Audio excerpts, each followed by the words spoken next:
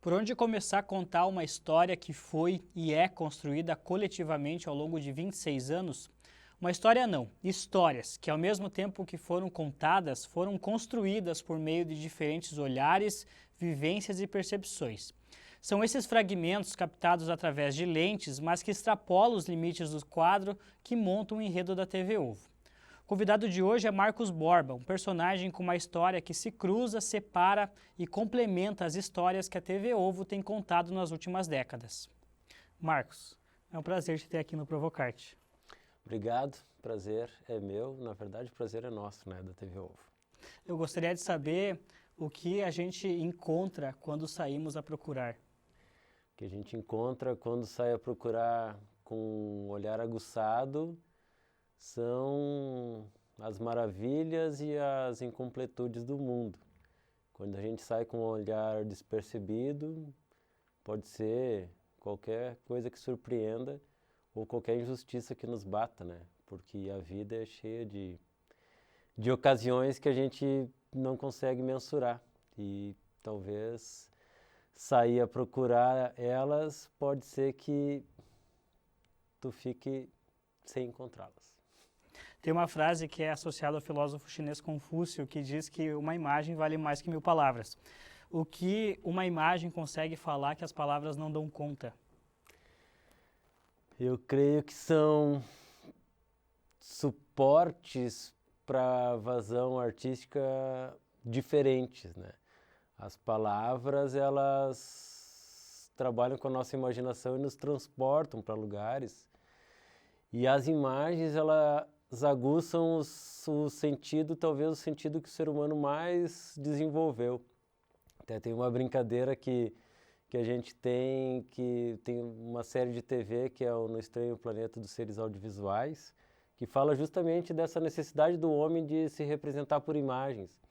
E tem um estudioso desse campo, que é o Arlindo Teixeira, que ele fala que o ser humano ele desenvolveu muito mais a visão e a audição do que outros sentidos, e até ele brinca que um cachorro tem 1 milhão de vezes o olfato mais desenvolvido que o ser humano, né? E esse 1 milhão aparece um milho na tela, bem divertido. Então, quando a gente vê uma imagem, ela pode também mexer com sentimentos subjetivos de toda uma carga, até uma carga genética que a gente foi desenvolvendo, porque realmente a visão e a audição são os sentidos que o ser humano mais desenvolveu. E as imagens elas podem construir mundos de fantasia, elas podem criar novas realidades, podem criar realidades infinitas e também nos colocar de encontro com a realidade, que talvez para mim e para nós da TV Ovo seja uma questão importante essa coisa de refletir sobre o que a gente vive. E as imagens elas podem fazer isso, mas as palavras também podem, né? Eu acho que são diferentes maneiras de se colocar em contato com a arte. Agora falando sobre as nossas escolhas, né, a gente observa o mundo de uma maneira ampla, mas quando a gente está sob posse de uma lente, a gente faz algumas escolhas. E o que as lentes da TV Ovo buscam enxergar? Nossas lentes elas buscam talvez focar na realidade do nosso entorno, na cultura da nossa comunidade, nas organizações que são pilares que a gente traz desde o início, lá em 1996, e talvez elas também procurem desfocar um pouco desse senso comum que a gente tem de ver a comunidade. Eu acho que talvez a nossa produção, ela pode ajudar a desfocar o que a gente vê nítido. E o que eu quero dizer com isso? Ao mostrar uma realidade, ao mostrar o que é importante para nós no nosso entorno, das pessoas que estão ali, as pessoas comuns que têm as suas histórias, talvez a gente saia um pouquinho do foco de um mundo onde as pessoas são bem-sucedidas, onde tudo é maravilhoso, onde o poder do consumo está espalhado pela sociedade. Nem todas as pessoas têm esse poder e têm esse lugar de conforto, e a gente tenta, de alguma forma, mostrar um pouco isso. Não só isso, mas tudo que envolve a nossa sociedade, a nossa comunidade.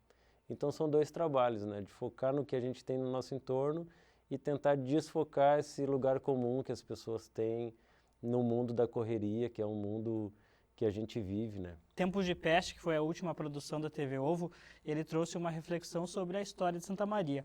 Na obra falam sobre algumas coisas que não mudaram, né? Mas eu queria saber do contrário, do que mudou nesses 26 anos e de que forma que a TV Ovo participou dessas mudanças. Então, Tempos de Peste, ele trabalha com essa questão cíclica da história, né? E talvez o que tenha mudado seja, ao longo desse período que a gente retrata, seja uma percepção de que as coisas na cidade vão se alargando. No passado a cidade era muito pequena e há relatos que houve uma solidariedade muito grande, né, com o tema da peste. Também houve uma ação do Estado muito enfática, incisiva. E hoje, com o tamanho que a sociedade tem e com as demandas que se tem, não só num período complicado como é o período da pandemia, mas no período de desigualdade social que a gente vive, talvez seja mais difícil ter essa atitude de solidariedade, ainda que alguns grupos tenham e façam isso e arrecadem, ajudem os outros, mas talvez não seja tão simples assim como nos parece que pelos relatos foi no passado. Marcos, a TV Ovo ela tem um caminho trilhado durante 26 anos. Como é essa estrada? Essa estrada, talvez ela seja uma estrada de chão, como a gente mostrou na Vila Caramelo no primeiro programa que a gente produziu. E se a gente voltar nessa mesma rua que era de chão, com esgoto a céu aberto, hoje ela tem asfalto. Mas se a gente olhar bem nessa rua que já tem asfalto, ela já está com o asfalto todo esburacado e talvez seja preciso um remendo. Então é uma estrada que ela vai se constituindo de altos e baixos. A gente dá saltos de qualidade muito importantes com projetos desenvolvidos. Para a gente pensar nesses 26 anos, a gente já produziu em parceria com a TVRS, que é o Povo Gaúcho, durante 3 anos, viajando pelo estado inteiro, lá nos anos de 98, 99, 2000. A gente já foi ponto de cultura, o projeto do Ministério da Cultura, né, o governo federal, pontão de cultura depois, também do Ministério da Cultura, que a gente trabalhou com oficinas nos estados de Paraná, Santa Catarina e Rio Grande do Sul, em 7 cidades, fazendo formação audiovisual e produzindo também a partir dessa formação. A gente já teve editais aprovados no FAC, que é da Secretaria de Estado da Cultura, né? O Prêmio Essine, que é o edital que bancou o Curta Poeira, editais que bancaram os documentários Semilua e Estrela e Frequências do Interior. Depois a gente teve projetos de circulação, a gente já ganhou prêmio a nível nacional, que é o Prêmio Mídia Livre, Escola Viva, o Prêmio Ponto de Memória do IBRAM. Então, essas são as partes altas da nossa trajetória, além de todos os projetos dali, que é Santa Maria, aqui, que a gente desenvolve, e que é muito importante a gente pensar numa organização sem fins lucrativos, que é a TV Ovo, que a gente trabalha com projetos e precisa pensar os projetos antes, desenvolver eles de uma maneira com compromisso, prestar contas e ter essa prestação de contas aprovada. É muito importante esses estágios, porque quando a gente vê só o trabalho da TV Ovo lá atuando, tem muito trabalho antes e muito trabalho depois daquela saída na rua. Então, para os projetos culturais que trabalham com incentivo, isso é muito importante, assim, tu ter uma atuação idônea, que tu consegue começar um projeto e terminar. Isso faz parte da estrada da TV Ovo, esse compromisso que a gente tem com um dinheiro que é incentivado, que é o que mantém a nossa trajetória. Mas ela também tem períodos de de buracos na estrada, né? Tem períodos que a gente não tinha uma sede, a gente teve períodos que a maioria de nós teve que trabalhar em outros espaços, né? E depois a gente consegue surgir com mais força ainda.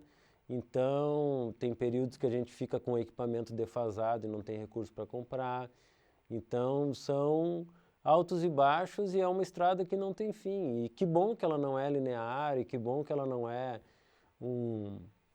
uma estrada sem percalços, porque para nós, eu acho que os percalços nos fazem aprender e nos fazem seguir adiante com mais solidez, né? E o que mudou nesses 26 anos? Nos 26 anos da TV Ovo, o que mudou nos 26 anos da TV Ovo é conseguir pensar com uma maturidade que essa caminhada nos proporcionou e também conseguir olhar ainda com o mesmo olhar que a gente tinha lá no início, né? Quando eu falei numa outra questão sobre os pilares básicos da TV Ovo, que é enxergar a comunidade, trabalhar com a cultura, com as organizações, a gente se mantém fiel a esses propósitos, porque eles são os norteadores do nosso trabalho. E outra questão que mudou também é que a nossa atuação na discussão das políticas culturais da cidade, do estado e até do país, aumentou consideravelmente, né? Hoje a gente participa ativamente de discussão de políticas públicas porque entende que a cultura e a fruição cultural, no nosso caso mais para o audiovisual, mas a cultura é um direito de todos, né? Ela tem que estar na mesa junto com arroz e feijão, ela não é algo supérfluo. Então, a gente, aos poucos, a gente ajuda e contribui em movimento nessas questões, né? Seja participando da rede de pontos de cultura, das discussões de política cultural na cidade ou no estado, e por algum tempo no país, quando ainda existia um espaço de discussão do país, que hoje não há, foi tudo sucateado, né, e extinto. Então, acho que o que mudou foi essa percepção que a gente, além de fazer diferença para as pessoas, a gente também tem que buscar uma diferença no coletivo, assim, atuando nas políticas públicas. Falaste de como a tua vida mudou dentro da TV Ovo, falaste também das oficinas e como a TV Ovo age hoje em prol dos jovens. A gente mantém a nossa vocação de trabalhar com os jovens da periferia da cidade, tanto que a gente tem o projeto Olhares da Comunidade, que desenvolve oficinas de audiovisual nas escolas do município, sempre da região periférica, e a gente teve que se adaptar nessas oficinas, porque hoje os jovens já têm um celular na mão, eles já consomem muito vídeo no YouTube, né? Em todas as plataformas de streaming também. Tem jovens que editam nas suas próprias redes sociais, né? Como o TikTok e tudo mais, eles já têm contato mais com essa narrativa audiovisual, ainda que se perceba que nas escolas da periferia e principalmente nas escolas do interior da cidade, dos distritos, essa relação com a tecnologia é diferente. E isso é bacana a gente perceber que a gente acha que a internet e os aplicativos e o smartphone, tudo é democrático, todo mundo tem acesso, todo mundo sabe fazer, mas a gente nas oficinas a gente percebe que não é assim, e há pesquisas que dizem que não é assim, porque envolve um poder aquisitivo para se ter a tecnologia, né? Mas não quer dizer que os jovens não tenham contato. Então a gente teve que reformular um pouco mais essa nossa forma de trabalhar. Então essa é uma das formas que a gente trabalha com os jovens hoje, fazendo as oficinas. E também a gente recebe na TV Ovo quem é interessado para participar dessa grande família que é a TV Ovo como voluntário lá na sede. Então a gente abre algumas vagas conforme a gente consegue para integrar mais esses jovens, tanto oriundos das oficinas, quanto acadêmicos que estão aqui na cidade fazendo seus cursos e vem na TV um espaço para se aperfeiçoar e também ter essa interação com uma realidade social diferente, que é o propósito também da TV Ovo, né? O Marcos Palacios, no livro Textos de Cultura e Comunicação, afirma que a comunidade não é simplesmente um lugar no mapa. Independente das pessoas estarem vivendo próximas uma das outras, a comunidade ela deve ser vista como toda forma de relação caracterizada pelas situações da vida, objetivos, problemas e interesses em comum do grupo, seja qual for a dimensão deste, independente da sua dispersão ou proximidade geográfica. Como é que tu defines a comunidade da TV Ovo? Bom, a comunidade da TV Ovo, ela é uma comunidade, a gente brinca até entre nós que a gente é uma família, né? E como toda família, a gente tem nossas próprias contradições internas e nossa soma de individualidades, né? Esse grupo ligado por uma proximidade afim, que é a TV Ovo, ele é composto por várias partes individuais, com os seus jeitos, com a sua percepção do mundo, com o seu apuro técnico de um lado, com a sua sensibilidade artística de outro lado, com a vontade de aprender, com a vontade de ensinar, né?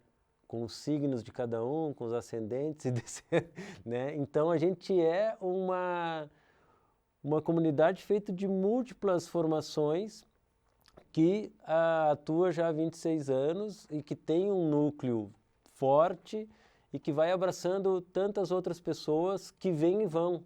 Ela acaba também sendo um espaço muito de passagem, onde as pessoas deixam sua colaboração, aprendem bastante e vão para outro lugar. Então a TV Ovo é esse espaço de múltiplos aprendizados e sempre em constante movimento e constante aprendizado. E o que isso te ensinou sobre coletividade? A TV Ovo me ensinou que na sociedade que a gente vive, a gente só consegue crescer enquanto indivíduo se a gente estiver numa comunidade afim, podendo trocar, podendo ouvir e ser ouvido, podendo ser respeitado, né, podendo dialogar respeitosamente e democraticamente.